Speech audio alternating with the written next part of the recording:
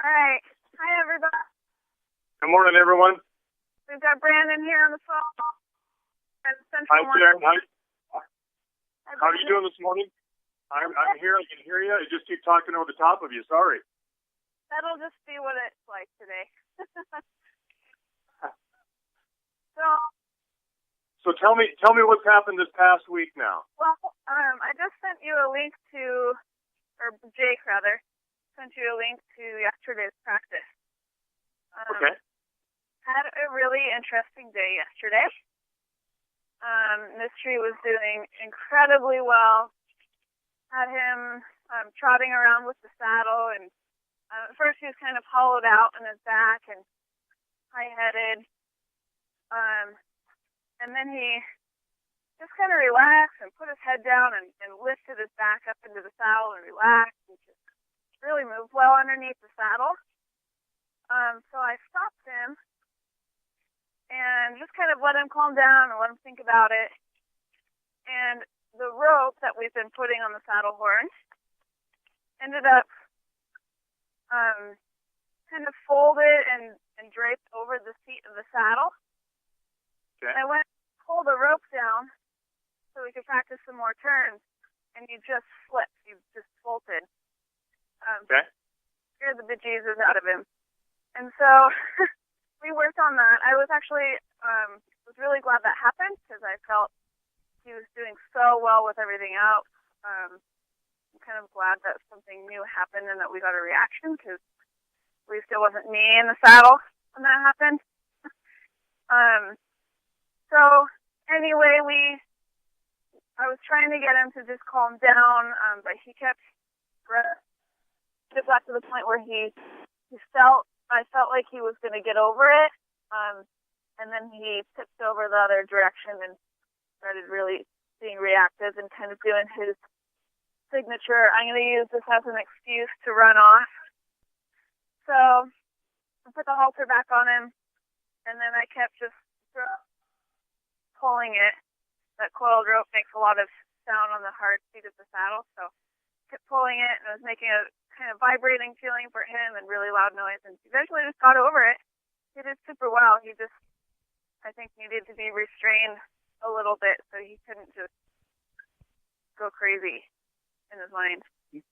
Okay, all of that stuff that you're talking about is very, very good because you're exactly right. You'd rather have that happen when you're on the ground and you know it's not really a safety issue for you. And that's the whole point, is that we find something that bothers them again or they're going to make an issue with. So that was a superb lesson for you to always remember at every horse, at every stage of training, every time. So that has got to be in the back of your mind as a point of, okay, what is it I need to work on? Is there something that he's doing that I need to really watch him with or work with him?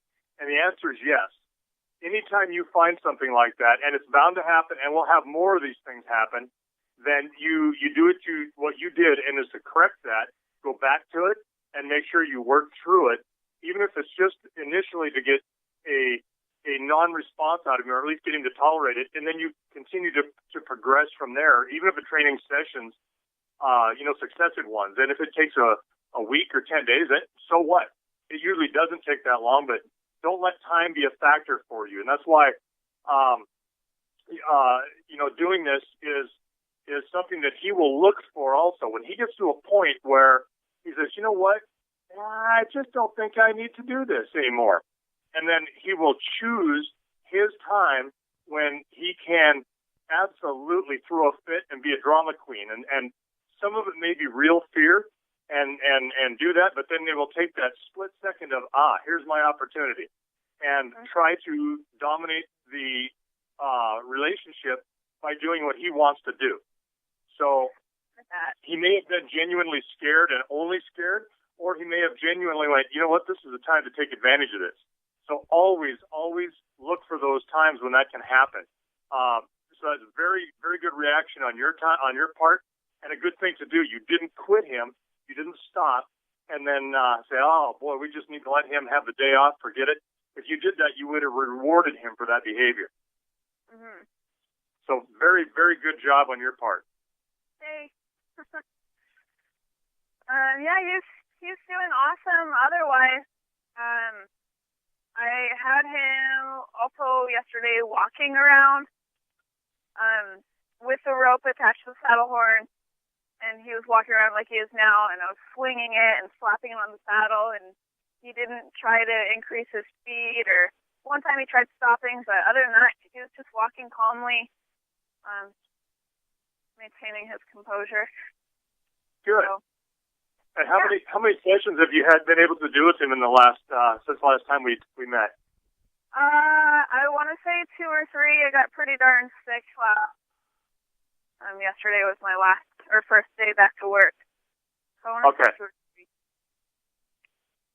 So you got probably every couple of days, or every maybe 2 days off in between a couple of sessions. Yeah. Yeah, there's nothing wrong with that. That's we're going a little slower with him anyway because of the way we're doing this. But if you worked with him, like we said before, every day the same old thing for a week, he might start to get a little bored and a little resentful. So what we're doing by breaking this up is don't feel bad about that. He needs to have a little bit of rest and be able to assimilate without overdoing it. If you were in real time, you'd probably work with him most every day, and then you have to have that feel about you. And that's we've talked about that before, where you need to open yourself up and feel what he's feeling, or be very aware of what's going on with him emotionally and mentally. You've walked into a room of humans before and felt that, oh my God, the tension is something else in here, right? Yeah. Okay. You've also walked into a room where you thought, oh, what a nice place to be. Yeah. And it's only because you're open and feeling and looking at what is going on, and it's nothing necessarily visual, but it is all about feeling and picking up that emotional energy that's in that room. You need to learn to do this with the horse as well, and you're starting to do that. I see what you do. I'm watching your body language at times. I watch his, and you're maintaining some calmness. He's responding off of you. So if you feel him get really sluggish and really frustrated, then it's maybe time to stop for a day or two when you're working them, every day. So, or change up what you're doing and introduce something really new. But they do need to have their time off. Oh, he turned the wrong way. Good job. Good correction. He didn't get very far. Well, that's like, good boy. Skyhawker is on here, so good morning. Hi, Skyhawker. All right. So what we'll do is, you're just working him. Boy. Looks good. His body language tells me he's not excited, but he is responsive, and that is really where you want to be. And he's still pretty calm. I don't know. Is that what you're feeling? Yeah, I can notice that he's really calm when he uses his core more. I don't know if that sounds weird, but we talked earlier this winter and last fall about the difference between his head being down and relaxed, or his head being down and looking for a way out of the round pen. And then I noticed a lot. Good boy, I tripped. Sorry, that was it. He calms down in his back and engages his core. I don't know if you notice that with horses you work with, but when his mind's there, his body's there. Yes, that's right. Now, I just watched you. I'm going to be a little critical on you. You've asked him to move for you to speed up a couple of times, and he's not done it. He was going almost a full round here at the same speed. So when you ask him like that, now make him go, there you go. Make him mind. Make him respond to you right away. Very good. Good boy. Very good. Because what he's going to learn to do is he's going to go, you know what, I don't have to listen. She can, it's the old, I'm going to count to 10. Well, good for you. I'll wait till you count to 9 before I do anything. And then I still have no, accountability for not responding. So ask him. If they don't respond, then make them go. Okay. All right, and it's easy not to do that. It's easy to get a little complacent about that, but you have got to be an absolute Nazi about being very, very disciplined and making them do exactly what you want immediately, crisply. All right, yeah, let's work him a little bit more, and then I'd like to see you just kind of do an overall. Can you pick all four of his feet up without him being haltered, where he just stands in place for you? Mhm. I thought you could. Good. Let's do that when you're ready. Let's work him a little bit and then work him slow. Now, what I do like, very good job. What I do like about what you did is, and it's so important, is you start him out at a walk first, and you start him slow, and then you speed up into it, and then bring him down to a walk again. So very good. Otherwise, they will get in there and they will just start blowing around that circle and or that round corral, and just absolutely not respond to anything other than running forward. I mean, they know that's expected. So when you walk or just make them stand and then work them up into higher speeds and then bring them back down and then end it like that, you keep them calm and you keep them listening to you and taking a response from you. Oh, there we go. Good job. Good boy. Good boy.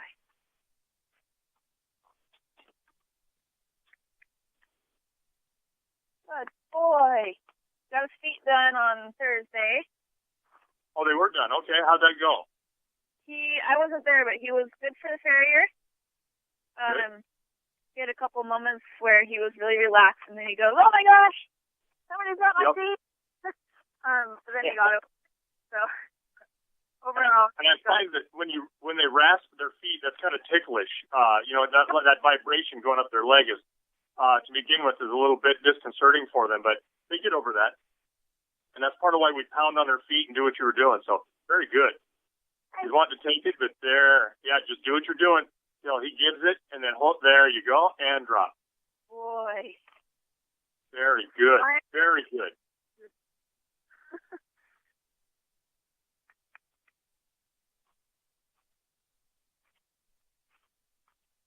Now look at that. He's there. Good job. He's actually moving away from you. He didn't know what you want. Space and moving away from you. When you do that, that's outstanding.